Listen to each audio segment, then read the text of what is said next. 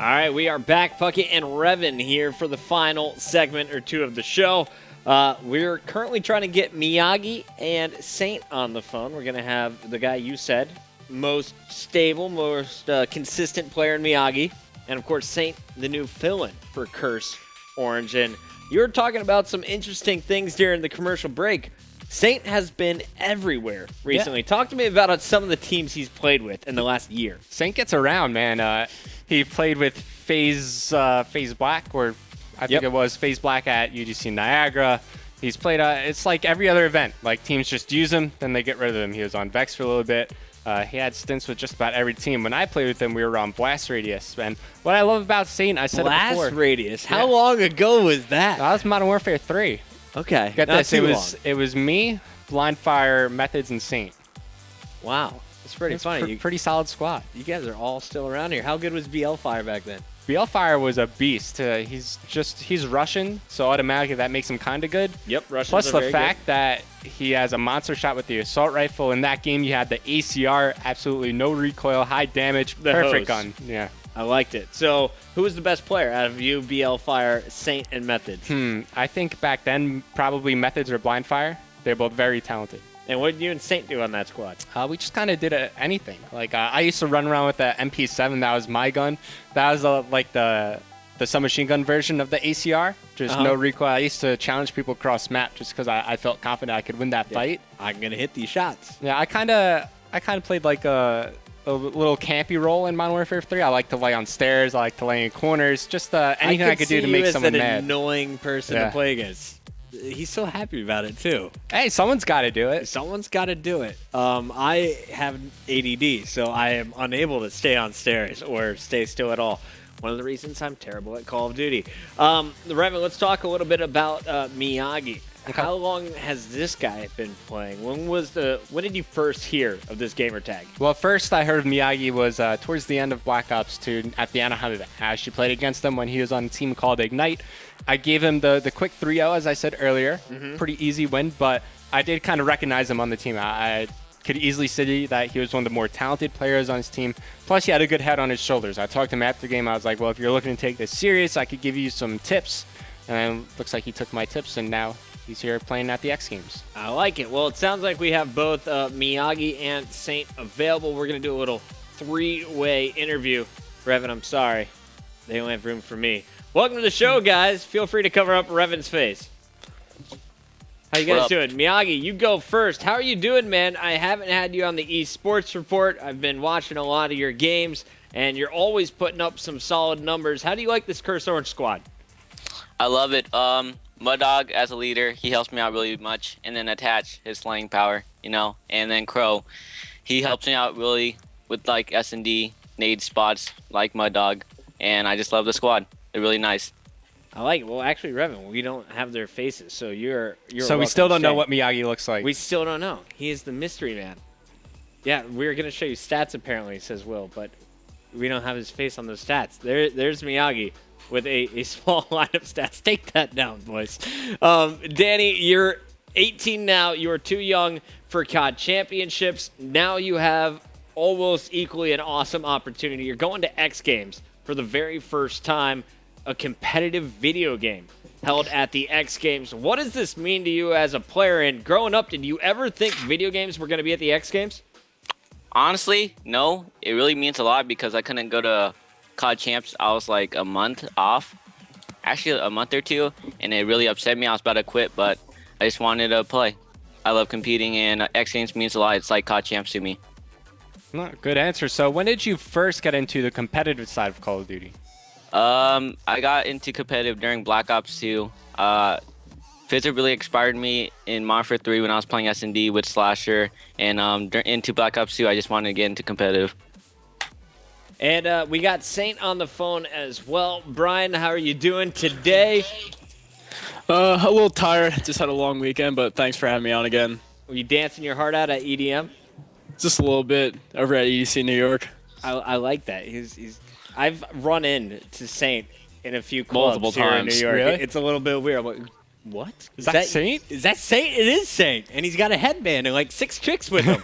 Well, Saintt, I know you've been living the college life. You've also been on the Call of Duty grind. And And Rev and I were talking a little bit about this. You have played with so many different teams in the last few years. Talk to us about some of the squads you've played with and some of the players that are at the top that you've teamed with. Oh man, I've been on too many squads to name. It's literally a different one for every single tournament. I just finally want to find something stable that'll last for a while, and I think I found that with Rise for all the future events other than X Games. And who are you replacing officially on Rise? Crow. Gotcha. So you're going to be playing, well, on the Rise team. Who are you playing with it on Rise Nation? Oh, on Rise, wow. Fears, because he left to join Orbit a while ago. Okay, so you are the new 4th on Rise, but Curse Orange gave you the call, and you were happy to fill in for this squad. What was it like, first of all, playing with a new team at UGC Niagara, and what did you learn from that tournament that you'll be bringing to the X Games? It was pretty easy to fit in them in respawn game modes just because they're such dominant slayers with Dito and Formal. S&D was a little hard because they just told me to do like one set strat on each map that was really nothing I've ever done before. Okay. So we really had no versatility in our S&D game, which is kind of what held us back there from getting top 3. So now, does being on a different roster just about every event affect your mindset going into these events? Not really.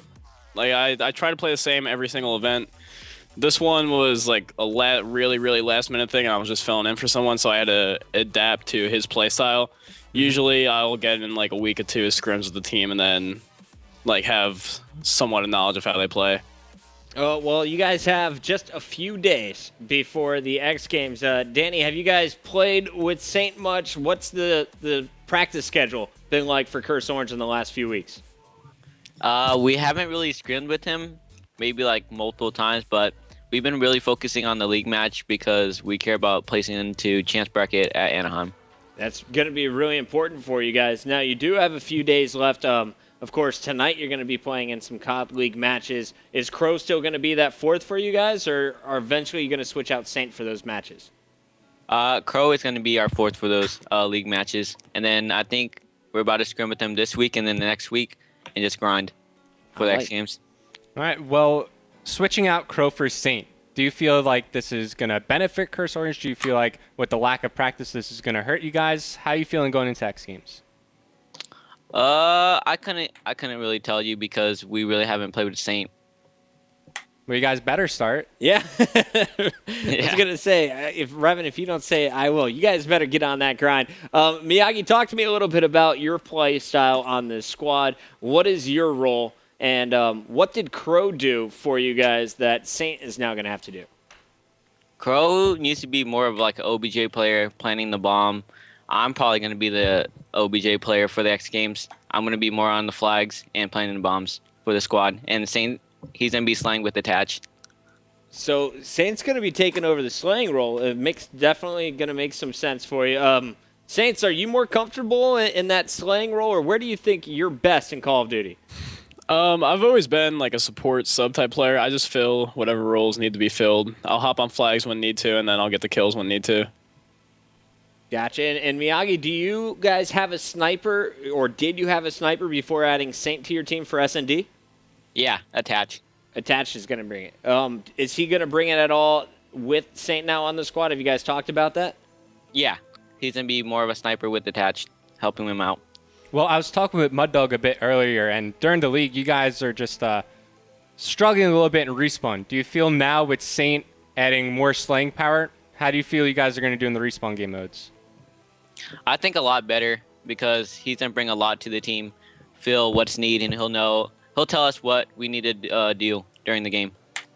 Okay. All right, pretty simple stuff. Well, guys, thank you so much for coming on this show. I want to give you both the opportunity to do a shout-out. First of all, where can people follow you on Twitter?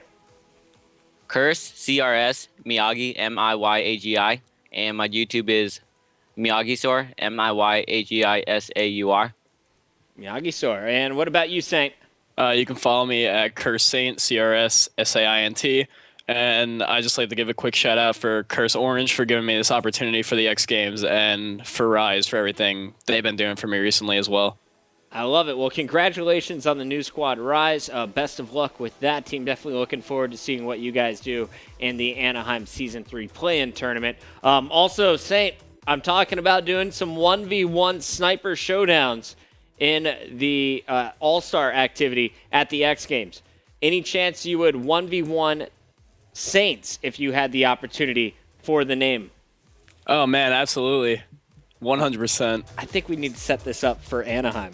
That's going to be great. Everyone always gets confused. Saints, especially when you hear filling in for Saints, Saints. We need to settle this happens once and all for the all. time. As a caster, you'd be 50% right if you said Saint during UGC Niagara. Whatever. Guys, we're not going to commercial break. We're going to say goodbye to Miyagi and Saint, but we have Benson. The Red Panda is going to be joining us. Benson, are you there? Not yet, says the control room. Okay. But Benson's coming. Yeah, Benson's Benson will coming. be here now. If you guys don't know, Benson is now living in the Curse House full time. He moved over from the UK. He's living in America. I really want to kind of ask him how he's enjoying Benson's it. here. Benson's here? He's Hey here. guys, Mate? Hello, mate. Hi, how Benson. you doing, friend? I haven't spoken to you for ages, Revan. I miss you, Benson. I miss you too, Revan. Can we just like hug? I feel like I We need could to do give more you a than big hug. old hug. Revan is staring straight at your face. Like, I I'm bet he making eye is. contact with the camera. Revan is just hearts right now for Benson. How you doing, Ben? I'm doing really good, thank you very much. How about yourself, Bucket? Really good. I wish I had some orange. Right now you got your orange headset with your orange shirt and your orange hair and your orange beard, and I have none of that. It's red. I'll have you know. That's red. Oh, sorry. It looks red. burnt orange. Our TV monitor Oh. must be off a little bit. Sorry. I'm So, just kidding. Benson, you moved over from the UK. Now you're Yep. living in the greatest country on earth. How are you enjoying it? I'm having a lot of fun actually, especially last weekend. Obviously, being a holiday weekend, I got to really just embrace a lot more American culture. Went to my first ever baseball game. Whoa, that who'd was you cool. see? That was cool. It's boring as hell to watch on TV, but actually being there in the stadium was actually really, really cool. I had a lot of fun. I ended up on a boat yesterday for obviously Memorial Day in a lake. That was fun. I had a good time. I've been really enjoying myself. I really have. But as well as that, I've been trying to get as much streaming done as I possibly can. I've been on the YouTube grind. I've been doing everything as well, trying to help out the guys in the house too. I love it. Well, talking about helping out the guys, when are you going to force these guys to play with Saint before the X Games? So that kind of decision, I mean, even the decision to actually pick up Saint, I left with those guys. Mud Dog and Crow kind of had a conversation, and Crow was essentially like, well, I don't want to play. They had a choice, but I believe it was a 2K or a 5K, which was a couple of days just before the pro points locked for the X Yeah. Games. And Crow basically said, hey, we can try and play in this, but this was before Mud Dog was even in the house. So obviously he was back on that college internet, which he didn't really, play very well on. And Crow was like, hey, we can either risk it and try and go, or I can just drop down and we can pick up Saint. And that was the decision that he wanted to make. So I respect his decision to do that. But in terms of forcing them to play together, they've kind of prioritized COD League a lot due to where they actually lie right now. I think I heard you say 11th. Is that right? I think that Yeah, they're near way the down. bottom. 11th in terms of overall KD. Oh, They're right. in the bottom four, but Yeah, still it's- gunning for that A spot. Yeah, it's pretty tense for them. That's going to be the best way of explaining. I mean, it's still possible that they can get into that champ bracket, or sorry, the playoff bracket come Anaheim, but they're going to have to really focus. And that was kind of the decision that all four of those players again made. I mean, I'm not going to force them to play for X Games. I mean, they have a choice of COD League or potential gold medal. And if they want to favor one or the other, that's absolutely fine. But as long as they will get some practice, that's 110% for sure. But obviously, with so many COD League games coming up, they want to make sure that they focus on that too. Well, if we look back at what happened with FaZe Black at UGC Niagara, they didn't even have a chance to practice with Right. Saint. It was the day before, and they did just fine. I think your crew will be able to do the same. Now, Envy is a team that you guys will be facing off against in the very first round, but it's a team that has often struggled early on in the series. They're always able to seal the deal, it feels like, in game number 5. But do you think this Curse Orange crew with Saint could possibly take them in, say, game 3 or game 4? In all honesty, no. I'm going to be completely honest with you. I think Envy is the one team in that group which I don't think Curse Orange can beat right now unless they really do start practicing heavily with Saint. Envy, right now, in my mind at least, is maybe one of maybe two teams that have a chance of dethroning EG. And Envy's game is just so strong. I know a lot of people have been studying how they've been playing. Mud Dog, especially, he knows Envy inside and out. But when it comes down to it, they seem to have this next sort of gear is the best way of explaining it. Like studying Nameless, I said back at Champs, Nameless for me is one of the top 3 players on this game. He's just excelled so much, it seems, on Call of Duty Ghost, that when he sort of gets his mindset in the right place, he's unstoppable. And come playing for a gold medal, I can pretty much say Nameless is going to be a god. He's going to go into Zeus mode, as he would say. Yeah, and we kind of saw that. We were watching some Strictly Business footage earlier. They're down 4-0. Right. Nameless just gets a 3-piece, and then from there he finishes on top of the leaderboard. But if you lose to Envy, you're going to be playing the loser of Optic Gaming and FaZe Red. Now, you said Envy they probably can't beat in this group, but do you think they could take out Optic Gaming or FaZe Red? Who do they have the better opportunity of beating here?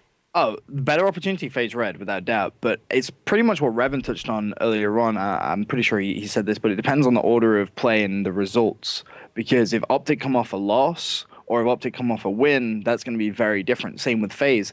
If you're playing teams which have just lost, you're more likely to be able to take them down because they're going to be low on confidence. So everything really comes down to who's playing well on the day. Call of Duty is very much on the day kind of game. We can sit here and speculate, hey, they should beat them, et cetera, but when it comes down to it, like who thought, for example, going back to UGC, that EG were going to lose in the first round? No one. Like that was crazy talk. Like no one would have predicted that in a million years. But that's what Call of Duty is. It's an on-the-day game.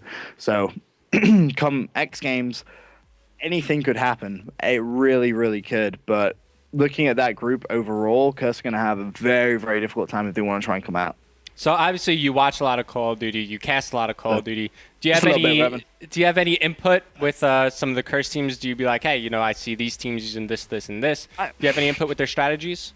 I mean, if they ask me, I'll give them advice, but I'm not really wanting to abuse what I know from casting, giving the guys knowledge, if that makes sense. Like, okay. When I was speaking to, I think, who was it? I think it may have been, I think it was Proofy, Optic LAN, the last Optic LAN they had, and I was basically saying, I know where you go on every single search and destroy. And like when I watch it now, I'm looking at Proofy, I'm like, yep, he's gonna go there, but I'm not going to share that knowledge with any of the guys at Curse unless they directly ask me to.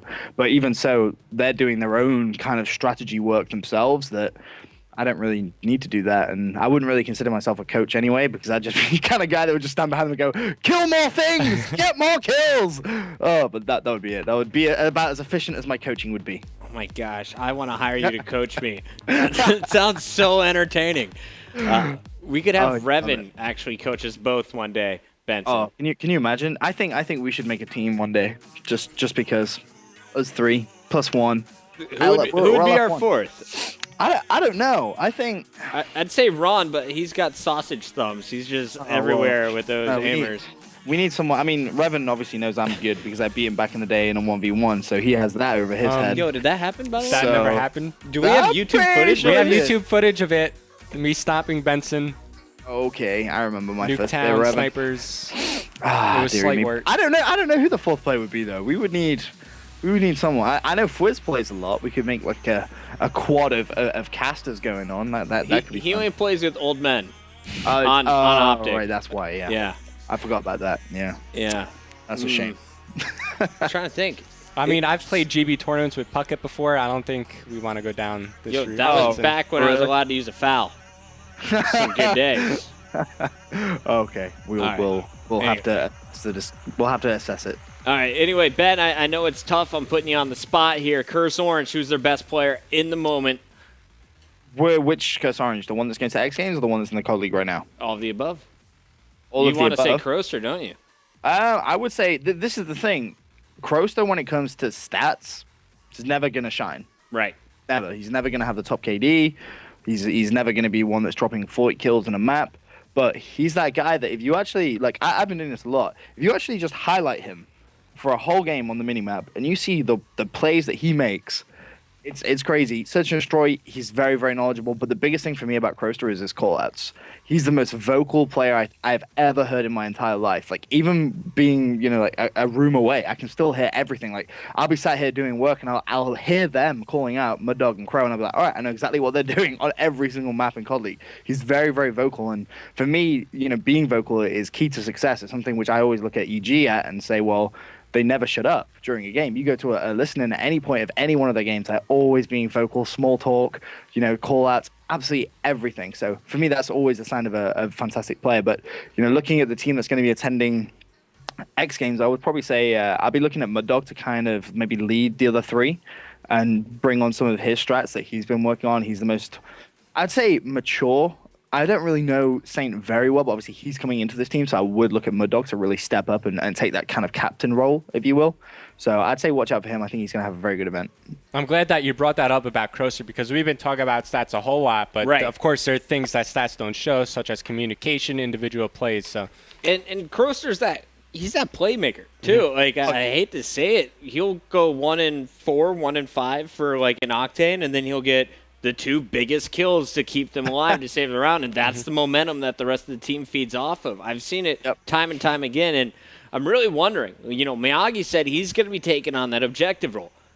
Crocer played that objective role so well. How can that happen on Curse Orange? I can tell you right now that won't happen at all, because what's going to happen is you're going to have Miyagi attaching Saintt just trying to get kills, and Mud Dog is going to be that player who, as he said in his interview earlier on, he's going to fill in those roles.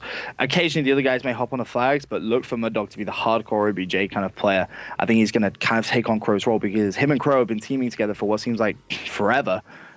So he knows exactly how Crow plays on every single map, on every single game type. So it's going to be easier for him to transition across to that objective-based role than it would be, Miyagi attach or even Saintt. So I think when the guys actually play, I think they'll realize that, and that's probably what you're going to see at X Games. All right, we'll see what they can do. Well, Curse Orange, strictly business. Neither team super confident about their chances at the X Games, but we'll see how they perform. Benson, give me your prediction. Who's got that medal at the end of the day? It's gold. So my top 3 teams would be Optic Gaming, Team Envious, and EG, of course. I would probably say EG are going to walk away with it. However, I think it's going to be an Optic Gaming EG final. Optic Gaming EG final. Well, we'll be bringing you on for a bracket show closer to the event. We'll talk about all the matches, how they'll break down. Until then, Benson, where can we find you? You can just find me on Twitter every single day. I'm an obsessive tweeter. It's at Benson_EU. And then from there, you can find out what I'm up to every day. All right. Love it. Well, Revan, I think today is in the books. Benson, thank you for coming on the show. Thanks, can catch him and the Curse crew. Follow them on Twitter as well, at Curse Crib. Lots of hilarious tweets coming from that group. But tomorrow, we're talking about a top 6 squad. We got FaZe Red, who also came through on the pro points. This is a team that's just been threatening to strike, hasn't really done it yet. How good do you think this FaZe Red team is? I think they are really good, but I think they're going to be performing even better at the X Games. All right, we'll give you all those details, why Revan thinks about that decision tomorrow. That wasn't even a real sentence. I'm done with the show. ESR tomorrow at 4 p.m. Revan's here all week with his beautiful hair. I like it. We'll be right back tomorrow.